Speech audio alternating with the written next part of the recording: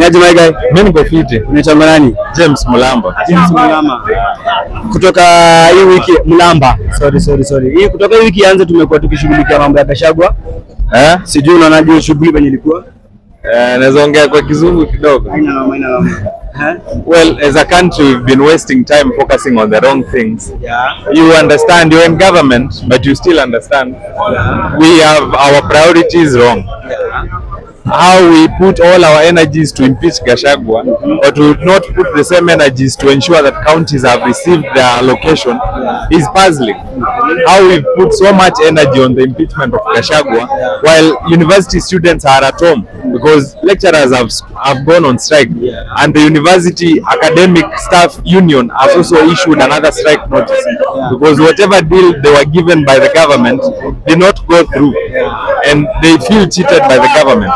And I'm seeing a situation where almost every other civil servant that went to strike in the past 3 months goes on strike again. Doctors will strike again, nurses will strike again, the lecturers will strike again, and possibly anybody who has a payslip from the government will strike again.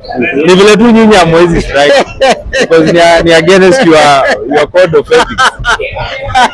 Hata nyinyi mnaweza strike, mngekuwa mnakubaliwa mnge strike because mambo yenu pia haiko sawa kabisa. Hata mambo ya wanajeshi haiko sawa kabisa. Lakini sasa tunaonyeshwa hii country ndio isonge mbele, lazima tuwe Gachagua. Ndio uchumi kuwe poa, lazima tuwe Gachagua. Wametoa Gachagua na within 24 hours, even less than 24 hours wameka Kindiki. How do you see it? What can you say about that? The fastidiousness that the government has shown us in impeaching Gachagua and replacing him should also be expanded to giving us proper services, proper medical services, proper health services, proper education services, and proper services in the immigration department. Na hata kwa mambo ya issuance of IDs, we have Kenyans who do not have their IDs despite having turned 18 years in the past 1 month, 2 years, and 3 years because there's been a stalemate between the Maisha digital card and the national ID. So the government has not come to a conclusive end on whether to issue the Maisha digital cards or to issue the national IDs. So for all those that have turned 18 the past year, wamengoja tu kupewa IDs because the government has not made a resolution on whether we should go the digital Maisha number or the national IDs way. Na hiyo ni kusimamisha rights za Wakenya wengi sana. They have a right to vote and they have a right to nationality because they were born here. They have a right to belong to this country and the national ID confers that because the birth certificate alone cannot confer to you your nationality. Talking about services, tumeona wase wametoka from NHIF to SHA. How can you talk about that? I could show Kenyans here a message of me being migrated from NHIF to SHA irregularly because they say the PS and the CS said the migration from NHIF to SHA is voluntary. You are the one who's supposed to register to SHA by the *147 hash. And it appears they have already migrated Kenyans without their consent. How now do I wake up today, I am in SHA and I did not register for it? It is not mandatory. It is not a national ID. What is the push? Why are they pushing Kenyans to join SHA, which the MPs themselves do not understand? And the MPs have pronounced themselves on this matter. Yes, they passed SHIF and SHA, but they themselves do not understand the difference between SHIF and SHA. And if your member of parliament does not, how about me as an ordinary citizen? Well, I know because I'm informed and I follow politics closely. How about mtu mwenye ako huko ushago, ama mtu mwenye huwa afuati siasa, mtu mwenye afuati recent developments, yeye hajui difference ya NHIF na SHA, hajui difference ya SHIF na NHIF, na hajui kwa nini tunatoka NHIF naenda SHIF. Because if you are to be honest, Kenyans had saved money in NHIF because sio kila mtu alikuwa amelipa NHIF for the 1 year alitumia pesa yake. Kuna watu wajagonjeka this past year na wamelipa NHIF hiyo mwaka yote.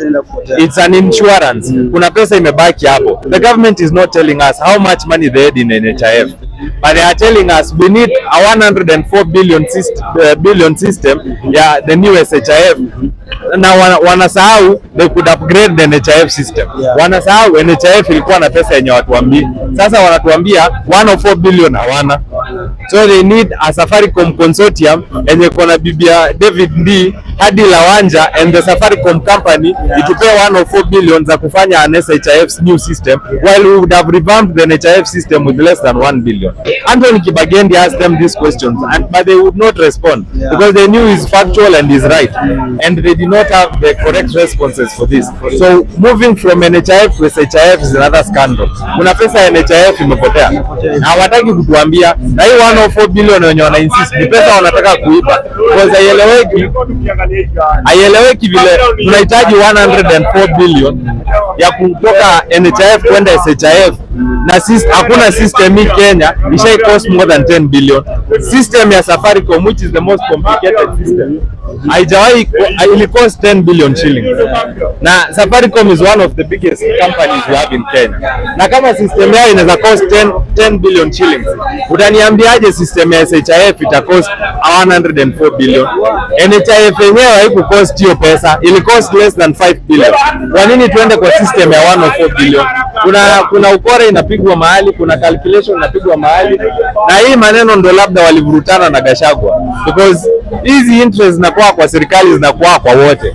MP anataka kuponyoa mahali, CS anataka kuponyoa mahali, kwa mwingine anataka kuponyoa mahali, na hiyo kukosana yao labda ndio imesukumia hata Gachagua kutolewa kwa serikali. Sasa amechukua Kindiki because over time Kindiki na Ruto wamekuwa wakisikizana. Hata ile wakati the Central MPs voted on who should be deputy president, walipigia Kindiki. So there was unanimous support for Kindiki from 2022. So ilikuwa rahisi sana the Central MPs kuchimba Gachagua, because wana feel Gachagua ako too aggressive, too combative, alafu hayuko anasema hawak na sisi vile sisi tunataka, labda wanataka kitu fulani kutoka kwa serikali and they have to go through the deputy president, and the deputy president hataki hiyo story. So hiyo kukosana ya hawa jamani, kukosana tu ya wezi, wanatoa mmoja aingize mwingine mwenye watasikizana vizuri, na ashaanza kupanga mambo ya 2027. Na mimi na profesa ya hapa mimi sio Orengo, inawezekana ukindiki hata 2027 hata fika, inawezekana before 2027 wataweka DP mwingine wa ODM, because talks are already underway that they want Gladys Wanga to deputize Ruto. Acha nikuulize, leo Ruto anafanya juu chini kuweka Raila kwa AUC seat chairperson, na akikosa Raila anarudi kwa hii Kenya, anarudi kusumbua tena. Huyo mzee hajawahi choka, na anajua ikosa kusumbua hakuna mahali kwa serikali ataapia, na hajawahi taka hata kuwa president. Yeye hutaka kunegotiate na wenye wako hapo ndani. Kama tulimpea chance kama Gen Z, sisi tungesukuma huyu jamaa resign. Kwani nani angepigwa kura? Si Raila? Hakuwa anataka hii kiti. Yeye hutaka tu kusumbua mwenye ako hapo juu, anapata all the benefits zenye angepata kama president, lakini yeye hataki hiyo responsibility ya kurun government. Ndio akianguka ya government kirun vibaya, mtasema ni Ruto si Raila. Si atauliza nani alikuwa rais? Government ya Uhuru vile ilianguka, nani alilaumiwa? Si ni Uhuru? Haikuwa Raila. Ni Uhuru ndio alilaumiwa kwa makosa ya serikali yake yenye ilianguka. Scandal ya COVID-19 iliangukia Uhuru. Scandal ya KEMSA iliangukia Uhuru. Scandal ya Eurobond iliangukia Uhuru. Scandal ya NYS iliangukia Uhuru. Scandal ya SGR iliangukia Uhuru. Haitawahi angukia Raila, sababu si yeye president, atakaye kuwa president anataka kusumbua ndio akule na mwenye ako hapo ndani. Hakuna mtu atakuwa president Kenya in the next 10 years kama Raila atakuwa uhai akiwa kidole yake haiko hapo ndani. Si anakuja tu hapa street anasumbua. Kama sasa hivi akisema anaitisha maandamano, utaona hii street imejaa, na akisema ODM itoke serikali inatoka mbio. Inatoka mbio, yeye ndio anawa control. Angalia someone as intelligent as James Orengo, Atiende Amolo. Sasa they are speaking like foolish people, and you know they are intelligent. Just because one guy called Raila Amolo Odinga, who runs ODM, tells them what to say, when to say, and who to say to. James Orengo alijaibisha huko Senate. Atiende Amolo anaongea saa hii kama mtu mwenye aeleweki. How do you tell us that we can't remove the president? Sisi wananchi wenye tulimpigia kura sababu hakuna IBC. hii kukosa kukua na IEBC itatuwekesha president mbaya till 2027. We will not move on as a country sababu hakuna IEBC. We cannot move past the fact that hakuna IEBC enye Ruto hana motivation ya kuiweka sababu anajua akiweka, first order of business we are impeaching him. Second order of business, we are recalling the MPs. Third order of business, we are dissolving that parliament. Hataki because he knows the IEBC will work against him. And that is the same instrument Uhuru used. Uhuru was not in a hurry to constitute the IEBC. It is their tool. Wamekuwa tu wakitumia to make sure tu mtapiga tu kelele, lakini hapo kwa president mtakwama. Mtasema hatuwezi toa Ruto sababu hakuna IEBC. Sasa hiyo ndio ujinga yenye Atiende Amolo anatuuzia. A senior counsel kama Atiende Amolo should know better that parliament, which is the law making house in this country, can give us a way forward. The Supreme Court can give us a way forward in case Ruto dies today. In the case where alikuwa ameimpeach Gachagua, was mtu anaweza kufa na ugonjwa, hii YC yetu. Wakati Gachagua hakuwa DP, tunaona wameharakisha kuweka Kindiki. Assuming Kindiki hakuwa deputy president leo na Ruto akufe leo, sasa hatungekuwa na IEBC, hatungefanya uchaguzi. A resolution would have been made by the Supreme Court and by that parliament on how we should proceed without the IEBC na ingetengenezwa. But then the president does not have the goodwill to form the IEBC because it will work in his disfavor. He knows that it is discomforting for the president to listen to Gen Zs telling him the truth because he does not want to listen to this. He knows we are telling him the truth and he knows the IEBC is his last bullet. Si atengeneze leo tumuonyeshe. Thank you so much. That is Mr. Mulamba, na umesikia venye amemwagika ideas zake, and we respect everyone's thoughts. Ndio subscribe to YouTube channel ya Fanadeli, tuko taona shughuli.